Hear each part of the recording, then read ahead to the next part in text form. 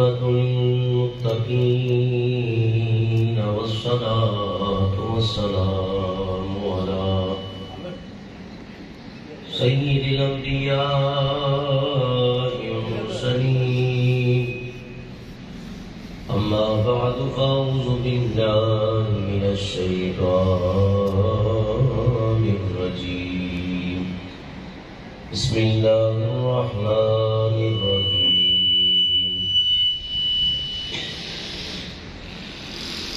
الذي خلق الموت والحياة ليبلوكم أيكم أحسن عملا وهو العزيز الغفور صدق الله العظيم وصدق رسوله النبي الكريم الأمين إن الله وملائكته يصلون على النبي يا أيها الذين آمنوا صلوا عليه وسلموا تسليما درود پاک پڑھ لیجیے الصلاة والسلام عليك يا سيدي يا رسول الله وعلى آلك وصحابك يا سيدي يا حبيب الله الصلاة والسلام عليك يا رحمة للعالمين وعلى آلك وصحابك يا شفيع المذنبين حمد و ثنا کے بعد آج بروز جمعہ 18 اپریل 2022 صبح کا ٹائم ہے اور ہمارے بڑے ہی پیارے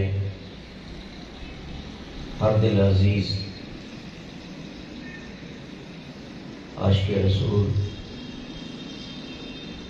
صوفی حاجی محمد انور صاحب طاہری نقشبندی رحمہ اللہ اللہ تعالیٰ ان کی قبر پہ کروڑ رحمتیں اور برکتیں نازل فرمائے ان کے سارے ثواب کے لیے سوئم کی بیٹھک منعقد کر کے ان کے سارے ہدیہ کے لیے ان کی روح کو چین اور سکون پہنچانے کے لیے ہم سب حاضر ہیں اور اللہ تبارک و تعالیٰ قبر کے اندر کروڑ چین اور سکون اور راحتیں عطا فرمائے اور اہل خانہ کو اللہ تعالیٰ صبر اور اجر عظیم عطا فرمائے۔ حاجی صاحب کی ذات کوئی محتاج تعارف نہیں ہے اور سالہ سال سے وہ اپنے مرشد خانے سے وابستہ اور یہ کئی دہائیوں کے اوپر کوئی 10-20 سال کی بات نہیں، اس سے بھی زیادہ وہ الہ آباد کے بزرگوں سے وابستہ تھے اور خاندان نقشبند سے وابستہ ابھی ہمارے جناب محمد ارشد طاہری صاحب نے نقشبندی سلسلے کے بزرگوں کا شجرہ پڑھا ہے۔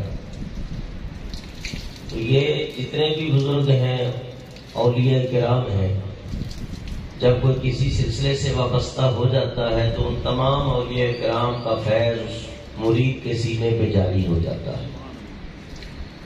تو آپ کی عقیدت اور آپ کی وہ محبت کہ میں نے جس کے سامنے بھی آپ کا ذکر کیا اور آپ کا ذکر چھڑا، بات یہی سب نے کی ہے کہ وہ ایک سچے عاشق رسول تھے، متقی آدمی تھے، نمازی تھے، بشرا، اور ان کی کوشش اور تقاضا یہ تھی کہ لوگ زیادہ سے زیادہ دین کی طرف آئیں، نمازی بنے اور بزرگان دین کی نسبت سے وابستہ ہو جائیں، اولیاء کرام کی قربت نصیب ہو جائے اور آخرت کی فکر میں زیادہ ان کی توجہ تھی، کوشش یہ تھی۔ اور بہت سارے ساتھی ایسے ہیں کہ یہاں آ کر ان سے ملاقاتیں ہوئی اور سلسلہ آگے چلا، انشاءاللہ اس کے اوپر لب کشائی ہوگی، لیکن حقیقت حال یہی ہے کہ نظام زندگی یہی ہے، دنیا کا رسم و رواج بھی یہی ہے، قانون قدرت بھی یہی ہے کہ جس نے دنیا میں آنکھ کھولی ہے وہ دنیا میں آیا ہے، ایک دن وقت متعین گزار کر اپنے رب کی طرف پلٹ جائے گا۔ یعنی موت ایک ایسی ناقابل تلخ حقیقت ہے کہ جس کا کبھی انکار کیا جا سکتا نہیں ہے۔ اس لیے اللہ تعالیٰ نے ایک نظام بنایا ہے کہ الذی خلق الموت والحیات لیبلوکم ایکم احسن عملا، کہ موت و حیات کو اللہ فرماتا ہے میں نے پیدا کیا۔ موت بھی اللہ کی طرف سے ہے، زندگی بھی اللہ کی طرف سے ہے۔ اور موت کو کیوں پیدا کیا اور حیات کیوں دی ہے، اس کی کیا وجہ ہے؟ آگے فرمایا وَهُوَ الْعَزِيزُ الْغَفُورُ، تمہارا رب عزیز بھی ہے اور بخشنے والا بھی ہے۔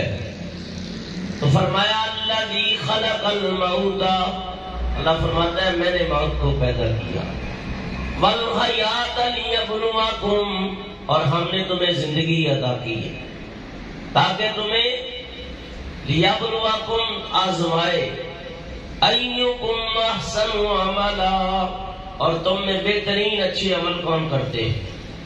اور رب کو یہ پتا تھا کہ انسان خطا بھی کرے گا، غلطیاں بھی کرے گا، تو ساتھ آگے یہ بات کر کے آیت پوری مکمل ہو گئی وَهُوَ الْعَزِيزُ الْغَفُورُ، کہ تمہارا رب پیار کرنے والا بھی ہے، کہ اگر بندے سے خطا ہو جائے، گناہ سرزد ہو جائے تو اپنے رب کی طرف آنا چاہے تو اس کے لیے پھر بھی بخشش کی دروازے کھلے ہیں کہ بندے اپنے رب کی طرف آ جا، ہم پھر بھی بخشنے والے ہیں اور ہم پیار کرنے والے ہیں۔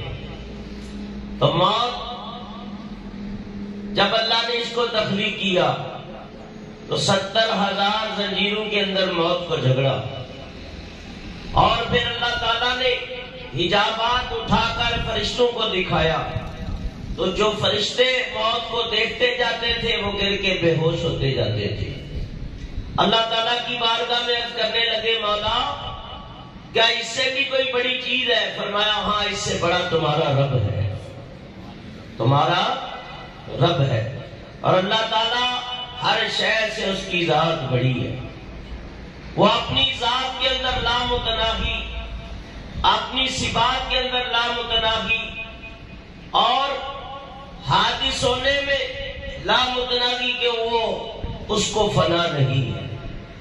اس لیے اس نے اپنا تعارف خود ہی فرمایا اللہ لا الہ الا هو الحی القیوم، فرمایا تمہارے رب کی ذات وہ ذات ہے، وہ اللہ ہے جس کے اوپر کبھی موت نہیں ہے بلکہ وہ ہمیشہ سے ہے اور ہمیشہ رہے گا۔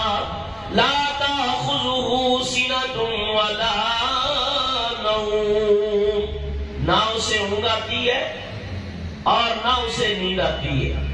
لہ ما فی السماوات وما فی الارض، اور اس کے لیے ہی زمینیں ہیں اور آسمان ہیں۔ من ذا الذی یشفع عندہ الا بإذنہ، کون ہے جو اس کے دربار میں اس کے اذن کے بغیر شفاعت کرے گا، اور اس کی حفاظت اسے تھکاتی نہیں ہے۔ وَهُوَ الْعَلِيُّ الْعَظِيمُ، تمہارا رب بلند بھی ہے، تمہارا رب عظیم بھی ہے، یعنی اللہ جیسا نہ کوئی پہلے ہوا اور نہ کوئی بعد میں ہوگا۔ لم یلد ولم یولد ولم یکن لہ کفوا احد، اور نہ اس نے کسی کو جانا نہ کوئی اس سے کوئی جنا گیا، اور نہ اس کا کوئی خاندان ہے، وہ وحدہ لا شریک ہے، اور وہ کسی کا محتاج نہیں، سارے اسی کے محتاج ہیں، سب اسی کے دروازے کے اوپر جھکنے والے ہیں۔ وَلِلَّهِ الْغَنِيُّ، اور اللہ غنی ہے۔ وَأَنْتُمُ الْفُقَرَاءُ، اور تم سب اس کے در کے فقیر ہو۔ حاجی انور صاحب کے گھر کے گیٹ کے اوپر بھی لکھا ہوا ہے فقیر حاجی محمد انور، تو واقعہ وہ الہ آباد کے فقیر تھے اور حقیقی فقیر تھے۔ یہ فقیری یہ بہت بڑا انعام ہے۔ فرمایا اونچی غم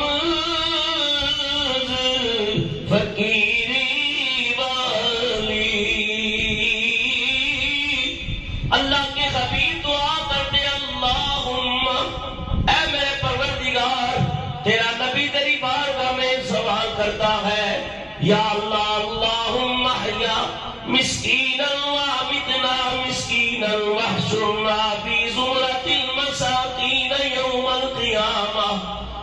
یا اللہ مجھے فقیری کی حالت میں رکھنا، فقیروں کے اندر زندہ رکھنا. وامتنا جب موت آئے تو مجھے غریبوں اور فقیروں کے اندر آئے. واحشرنا یا اللہ قیامت کے دن میرا حشر و زمرۃ المساکین،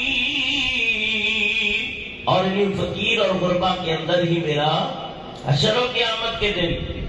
الفقر و فقری، حضور فرماتے ہیں فقر میرا فقر ہے، اور اللہ کی بارگاہ میں التجا کرتے مولا میں جب پیٹ بھروں تب بھی تیرا شکر گزار ہوں، جب فاقہ کشی کی نوبت آ جائے میں تب بھی تیرا شکر ادا کروں. فرمایا اونچی رم فقیری والی او چڑھ سولی تے بیڑا او در در تے وئی ٹکڑے وگڑا تے مائیے پہ کہنا. اللہ نے موت کا جب تعارف کرایا فرشتے گر کے بے ہوش ہو گئے، کہنے لگے مولا اس سے بھی کوئی بڑی ذات ہے؟ فرمایا تمہارا رب اس سے بھی بڑا ہے، تمہارا رب اس کے برابر کوئی نہیں ہو سکتا. وہ تمام کائنات کا مالک و مختار ہے، سدا سلامت راج و سیدا تے اس در سب سلامی. جیا جون نگاہ دی وچ تے ہر پتر ہر ڈالی،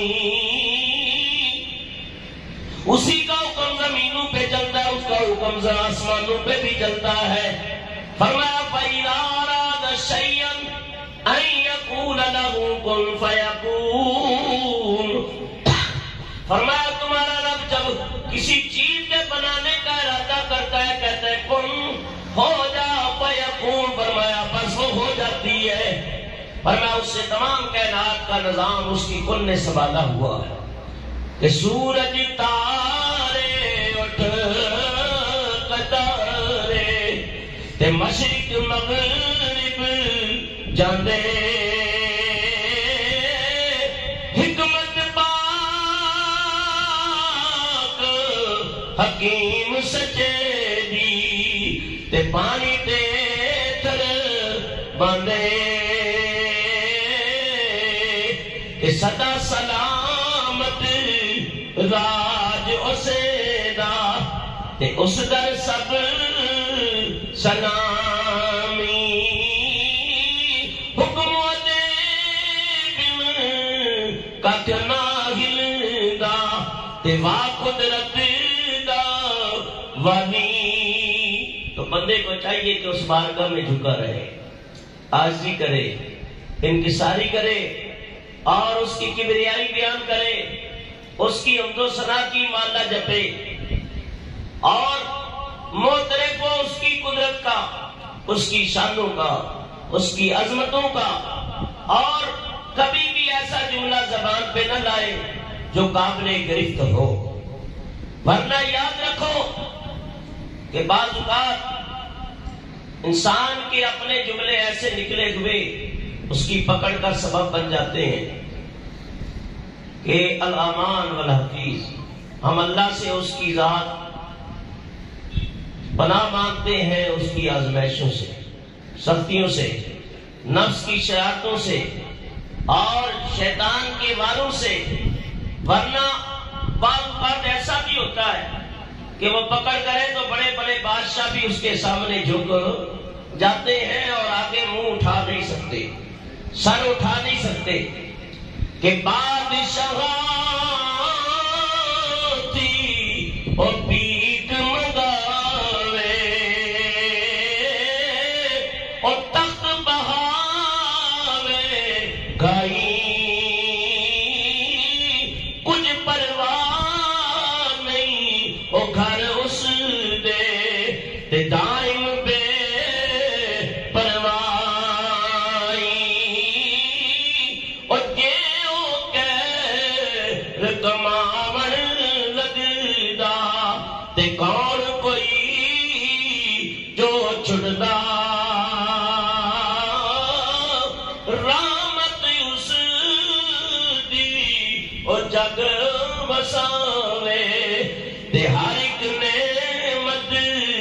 لٹدا۔ فرشتوں نے جب موت کو دیکھا، موت کہنے لگی ہے میرے رب کائنات، اے میرے پروردگار، مجھے تخلیق کرنے والے رب کائنات، مجھے اجازت عطا فرماؤ، مجھے اجازت دے تاکہ میں اپنا تعارف کراؤں، میں تیری مخلوق کو بتاؤں کہ میں کون ہوں۔ اللہ نے اجازت عطا فرمائی۔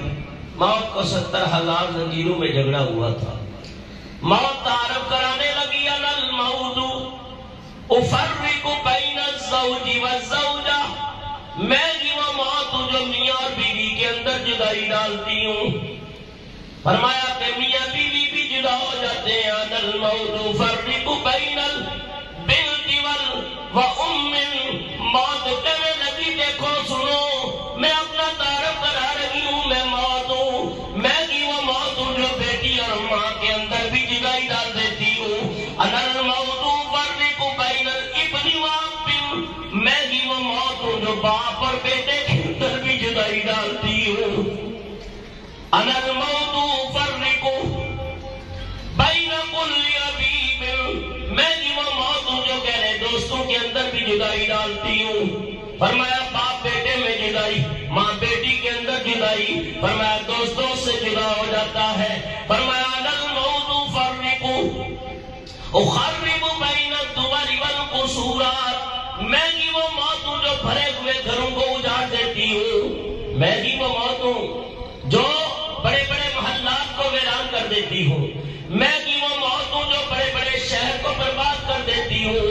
وَلَا يَبْقَى مَخْلُوقٌ إِلَّا يَذُوقَنِي، یہاں تک کہ میں بار بار تمہارے پاس آتی رہوں گی اور تمہیں اطلبکم وادرککم، اور تمہیں طلب کرتی رہوں گی، آخر تمہیں پاتی رہوں گی، کوئی مخلوق میں باقی نہ رہے گا۔ الا یذوقنی، ہر ایک نے موت کا ذائقہ چکھنا ہے۔ اور اے دنیا مسافر خانہ، اور ایک آوے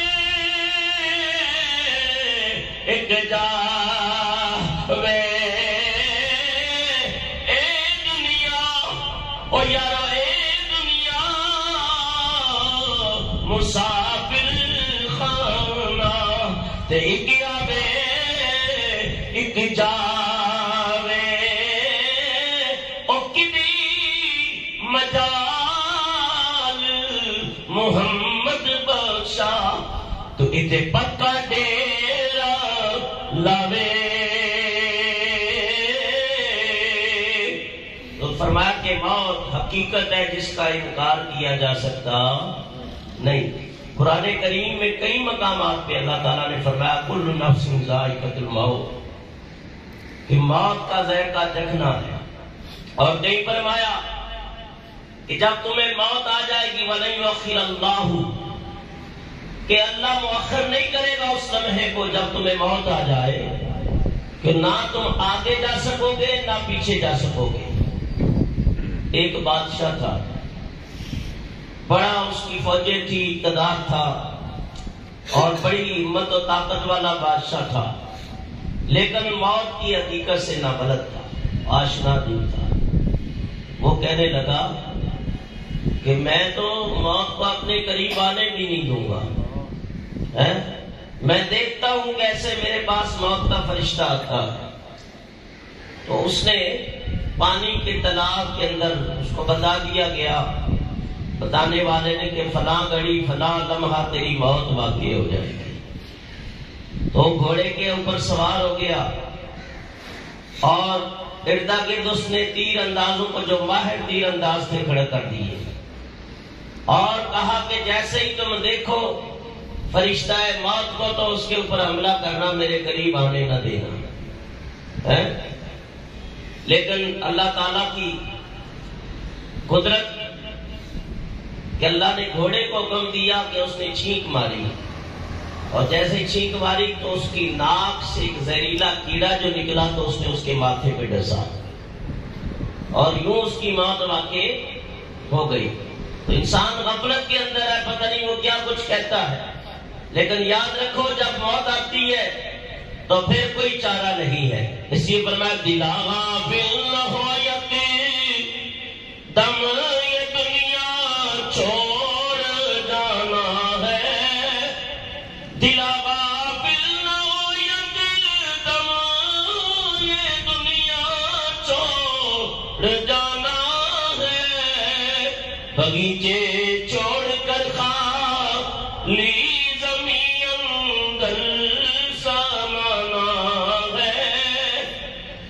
کہاں وہ مائے کنانی کہاں طاقتے سلیمانی گئے سب چھوڑیے فانی ارے دان دانا ہے.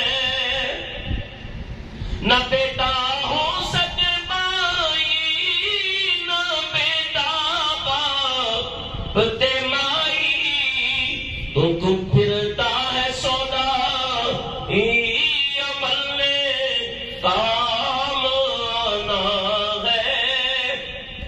تو موت سے چھٹکارا نہیں.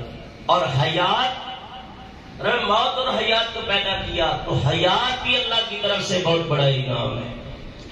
یہ دنیاوی زندگی اگر آپ کی دین کے اندر گزرے، اسلام کی اطاعت کے اندر گزرے، ذکر اللہ کے اندر گزرے اور اللہ والوں کی صحبت میں گزرے تو پھر اس زندگی کا کیا کہنا. سبحان اللہ. اصل میں زندگی وہی زندگی ہے اور جو اللہ اور اس کے رسول کی یاد میں گزرے.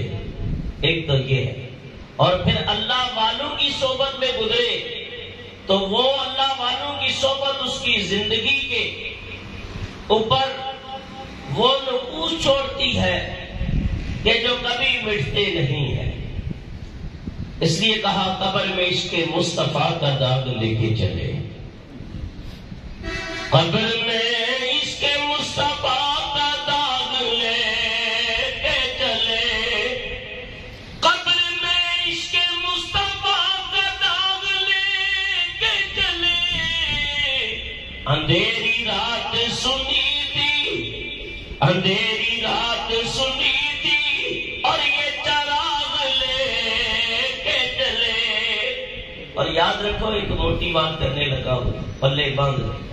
فرمایا کہ شاگرد اپنے استاد کے طریقے پہ چلے تو شاگرد کے اندر پھر استاد کا رنگ نظر آتا ہے.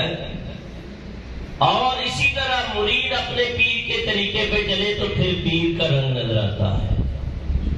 اولاد اپنے ماں باپ کے نقش قدم پہ چلے تو ماں باپ کا رنگ نظر آتا ہے. تو صوفی کی صاحب کے اوپر ہمیں پیر خانے کا رنگ نظر آتا تھا. میں نے جب بھی دیکھا حضرت کو اللہ جنت میں مقام علیین عطا فرمائے امامہ بندہ ہوا ہے اور داڑھی پہ مہندی لگی جو نبی پاک صلی اللہ علیہ وسلم کی سنت ہے. اور دیکھ کے دل باغ باغ ہو جاتا تھا. کئی بار مسجد میں آتے، محفل میں آتے، جمعے میں آتے تو بات چہرے ایسے ہوتے ہیں کہ انسان انہیں دیکھتا ہے نا تو بڑی خوشی اندر سے محسوس کرتا. میں ابھی شجرہ پڑھنے تھے ارشد صاحب کو دیکھ رہا تھا توجہ سے. اللہ کے شاگرد بھی ہیں اور قرآن پاک پڑھے ہیں. لیکن یہ صحبت کا اثر ہے کہ آج 20-22 سال سے 24 سال سے تو میں بھی نہیں دیکھ رہا ہوں کہ مسلسل مراقبہ کرانا، محفلیں کرنا. آپ میں بہت سارے ایسے چہرے مجھے نظر آ رہے ہیں اور اللہ ان سب چہروں کو سلامت رکھے، باکرامت رکھے اور حضور علیہ السلام کی ایک ایک ادا کو اپنانے کی اللہ توفیق عطا فرمائے. تو بات چہرے دیکھ کے انسان کو اندر سے خوشی ہوتی ہے، ذوق، شوق اور نمو حاصل ہوتا ہے. اور درد منداں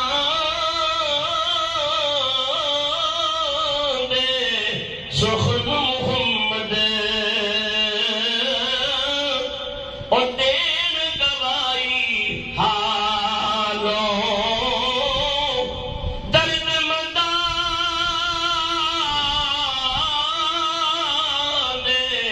سخن محمد تے دین گوائی حالوں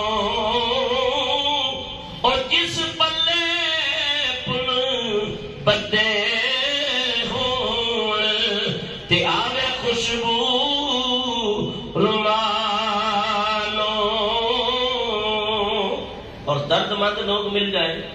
مجھے یاد ہے 1998 یا 97 کی بات ہے، ارشد بھائی بھی ساتھ تھے ہمارے، صوفی صاحب بھی ساتھ تھے، اور سائیں غلام نبی رحمۃ اللہ علیہ سلسلے کے خلیفہ وہ بھی ہمارے ساتھ تھے. اور یہ اللہ والوں کی صحبت اور پھر سبق جو ملتا ہے کیا کہنے. گرچہ خواہی ہم نشینی با خدا ہو نشینت در حضور اولیاء.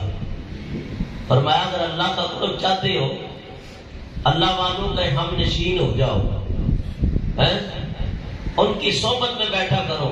صحبت سالے درا سالے گنت، صحبت تالے درا تالے گنت. فرمایا کہ اچھی صحبت اچھا کرتی ہے، بری صحبت. اور ان بزرگوں کے ساتھ ہماری حاضری ہوئی سیون شریف حضرت لال شہباز قلندر رحمۃ اللہ علیہ، اور اسی طرح حضرت قبلہ شاہ عبداللطیف بٹائی رحمۃ اللہ علیہ. تو یہ نیک صحبت، سفر بھی اچھا، اور سفر کی ولیوں کی طرف، کیونکہ حضرت کا پیر خانہ تھا خواجہ اللہ بخش المعروف سونا سائی رحمۃ اللہ علیہ، خواجہ عبدالغفار المعروف مٹھا سائی. تو اولیاء کرام کی طرف صوفی صاحب نے بارہا سفر کیا ہے. میں تو خود اس بات کا چشمدید گواہ ہوں، اور پھر تمنا رہی کہ اللہ پھر لے جائے. کیوں؟ اللہ والوں کی طرف سفر کرنا یہ اللہ والوں کا طریقہ ہے. موسیٰ علیہ السلام کا سفر آپ کو یاد ہوگا، خواجہ خضر کے لیے نکلے تھے اور فرمایا جہاں دریا کے 2 دانے ملے وہاں میرا بندہ تمہیں نیک مل جائے گا. اور حضور پر نور صلی اللہ علیہ وسلم نے فرمایا کہ ایک شخص جا رہا تھا، اپنے پتہ چلا فلاں جگہ کوئی اللہ والا ہے، کوئی ذاتی منفعت نہیں تھی. تو راستے میں فرشتہ آ گیا، کہا کہاں جا رہے ہو؟ کہا فلاں بستی میں میرا ایک دوست رہتا ہے، میں اس کے پاس جا رہا ہوں. کہا کوئی کام ہے؟ کوئی رشتہ داری؟ کا نہ رشتہ داری ہے نہ کوئی کام ہے، بس وہ اللہ والا ہے، اللہ اللہ کرتا رہتا ہے اور مجھے اللہ والے اچھے لگتے ہیں تو میں اس کی زیارت کے لیے جا رہا ہوں.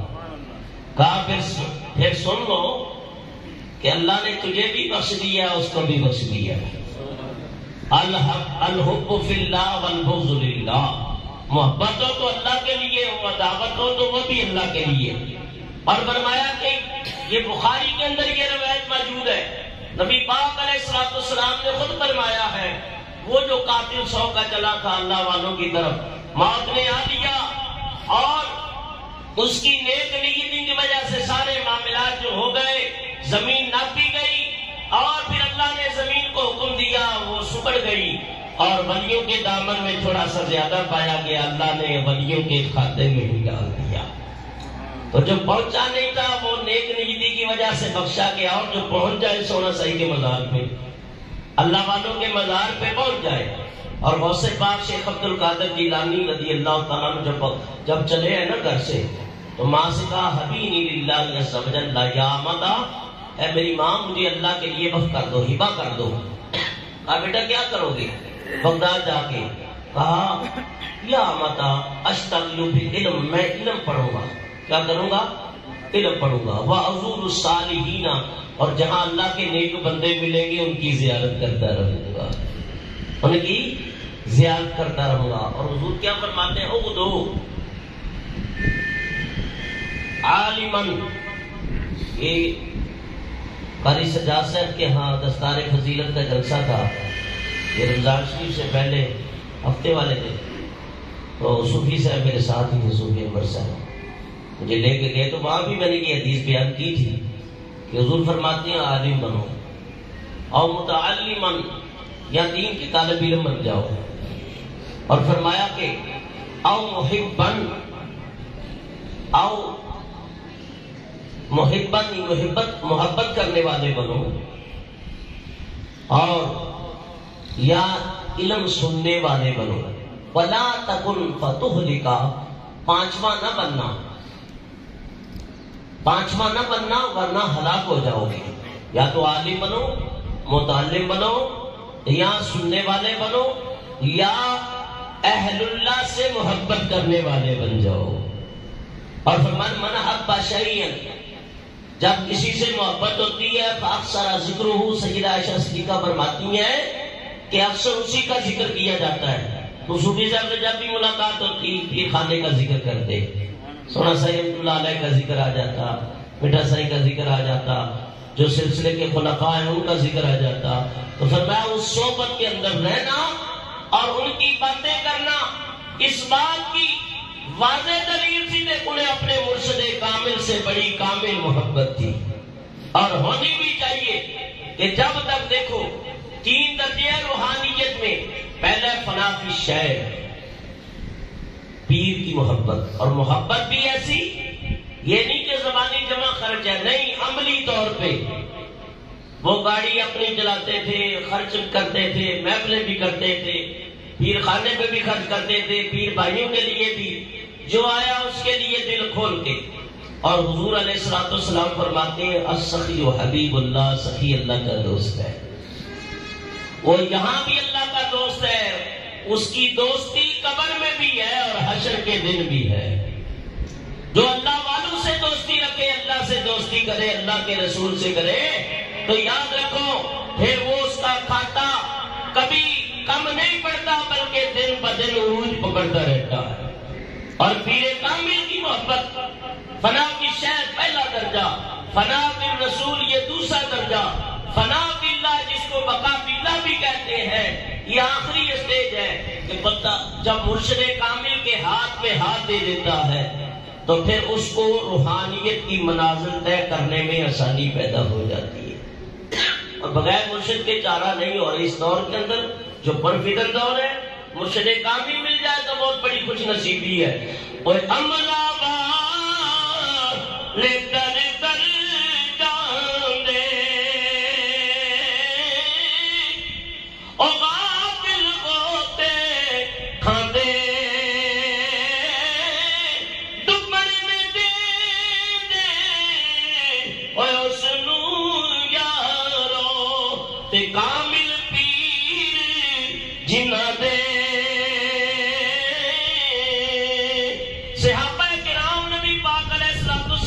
مرید ہوئے، حضور کے ایسے عاشق ہوئے، کسی جگہ بھی بیٹھتے نبی پاک کا ذکر کرتے.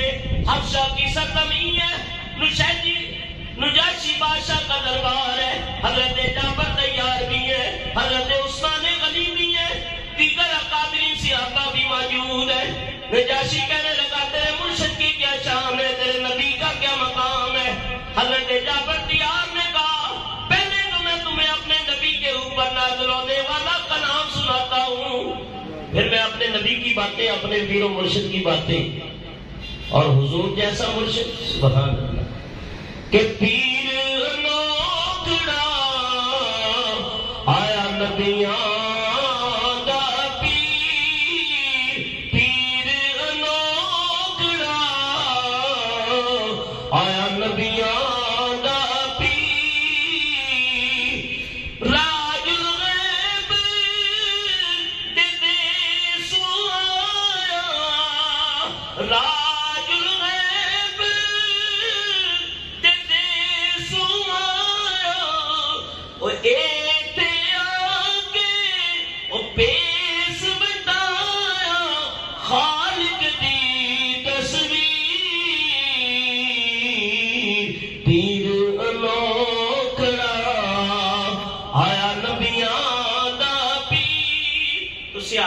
سورہ طٰہٰ کی آیتیں پڑھی اور کہا ہم بھٹکے ہوئے تھے اور اپنے ہاتھوں سے بنائے وہ بتوں کے سامنے ماتھے ٹیکتے تھے.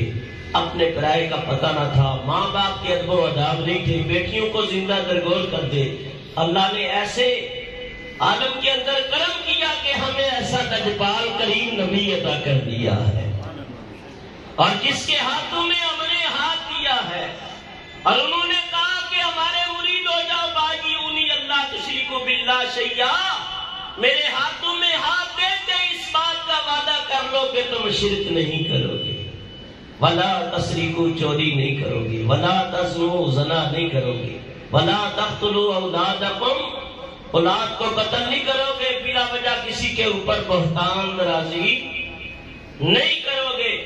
تو مرشد کامل کا کام بھی یہی ہوتا ہے تو صحابہ کو دیکھا جب نجاشی نے کہا تمہارے چہرے بتا رہے ہیں تمہارا نبی حق ہے، تمہارے انداز بتا رہے ہیں، تمہاری گفتگو بتا رہی ہے، تو مرید کو دیکھ کے پیر کا پتہ چلتا ہے۔ تو مرید کو چاہیے کہ اپنے پیر کی محبت میں اپنے آپ کو فنا کرے۔ جب یہ کرے گا تو پھر اللہ والا ذکر دیتا ہے، اللہ والا نگاہ کرتا ہے، توجہ کرتا ہے، تو پھر جو اندر توجہ ہوتی ہے اس کا اثر پھر انسان کے ظاہری جسم کے اوپر بھی نظر آتا ہے، اور وہ تمہیں نظر آ رہا تھا، دیکھ رہے تھے۔ فرمایا اے تن میرا او چشی تے میں مرشد ویکھنا رجاں ہوں،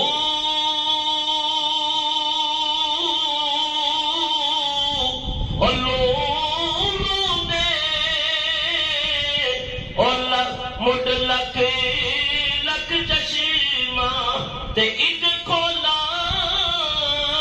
ایک میں کجاں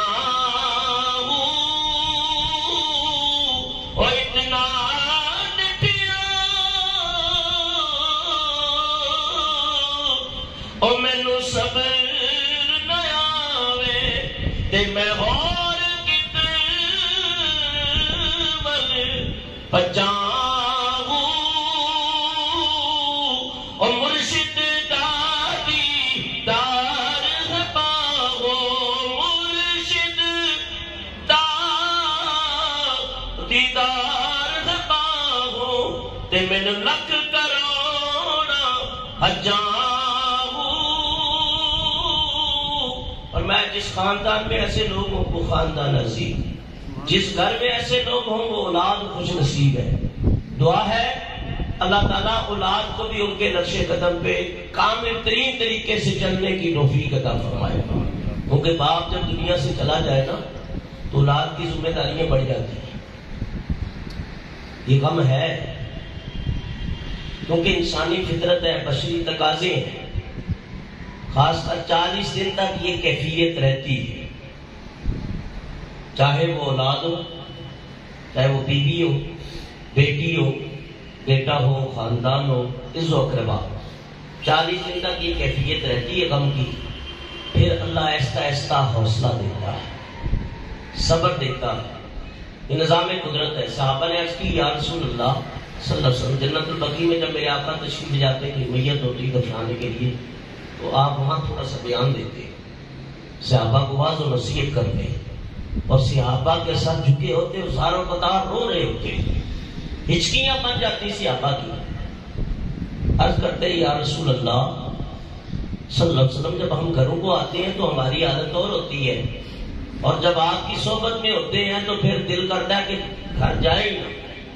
فرمایا میرے یاروں، میرے صحابہ، میرے امتیوں، ایک حالت پہ رب ہی ہے، ایک حالت پہ رب کی ذات ہے، یہ اللہ کا شکر ادا کرو جو اللہ تمہاری حالتیں بدلتا ہے۔ اگر ایک حالت میں رہو تو تمہارے دل پھٹ جائیں، تمہارے سینے پھٹ جائیں، یہ بھی اس کی بندہ پروری ہے، کرم نوازیاں ہیں کہ ایک حالت سے دوسری حالت میں، دوسری سے تیسری میں، تو پھر ایسا ایسا صبر آتا جاتا ہے، اور پھر انسان اپنے دنیاوی کاموں میں مشغول ہو جاتا ہے، اور جو نظام کائنات چل رہا ہے۔ لیکن اولاد کی ذمہ داریاں بڑھتی ہیں کہ جب ماں یا باپ میں سے کوئی چلا جائے ان کی تجہیز و تکفین کرے، ان کے قرض جو ہے وہ ہیں تو ان کو ادا کرے، اور ان کی کوئی نمازیں یا روزے رہ گئے ہیں تو ان کا فدیہ ادا کرے، ان کے قرضے ادا کیے جائیں، باپ کے جو کیے ہوئے وعدے ہیں ان کو نبھایا جائے، باپ کے دوستوں کی دوستی کا خیال کیا جائے، ان کے رشتہ داروں کے ساتھ اچھا سلوک کیا جائے کیونکہ وہ باپ کے رشتہ دار ہیں۔ ماں کے رشتہ دار، ماں چلی جائے تو ماں کی سہیلیوں سے بیٹی کا کام ہے کہ وہ دوستی نبھائے، ان کے وعدوں کو پورا کرے، اور فرمایا اس کے ساتھ ساتھ یہ بھی ہے کہ والدین کے لیے بخشش کی دعا کیا کرے۔ ربی جعلنی مقیم الصلاۃ ومن ذریتی ربنا وتقبل دعا ربنا اغفر لی ولوالدی وللمؤمنین یوم یقوم الحساب۔ سورۃ الحشر یقولون ربنا اغفر لنا ولاخواننا الذین سبقونا بالایمان ولا تجعل فی قلوبنا غلا للذین آمنوا ربنا انک رؤوف رحیم۔ میں کہ یا اللہ ہمیں بخش دے، ہم سے پہلے جو گزرے ان کو، ہمارے بھائیوں کو بخش دے۔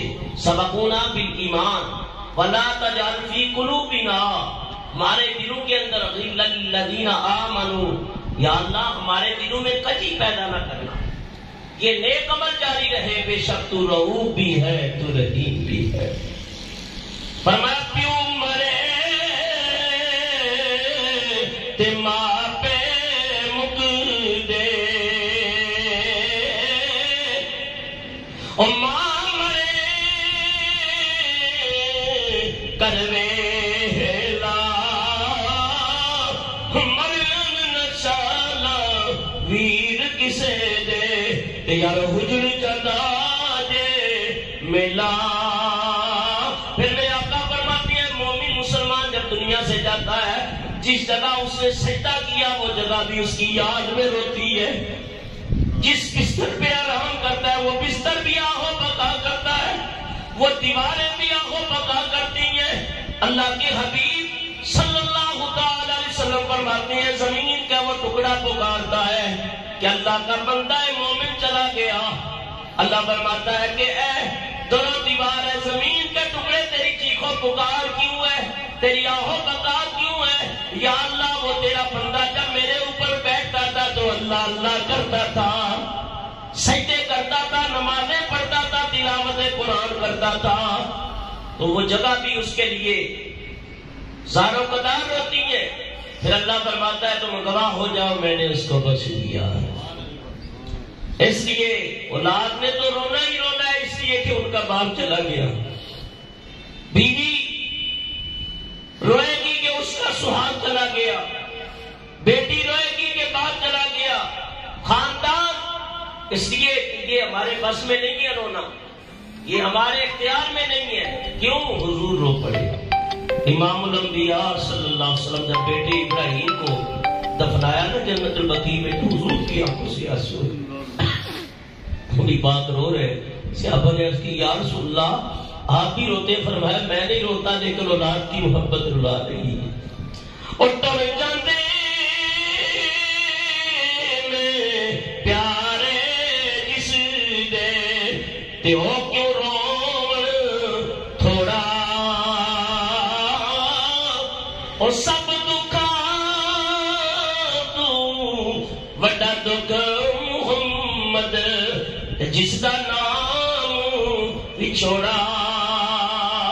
انسان جب دنیا میں آتا ہے تو اس وقت بھی روتا ہے، لیکن اسے دیکھ کے باپ ہنستا ہے، ماں مسکراتی ہے، خاندان۔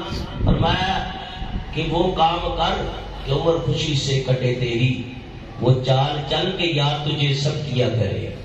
جب تو آیا تھا رو رہا تھا، اور ایسے عمل کر جب تو جائے تو دنیا رو رہی اور تو مسکرا رہا۔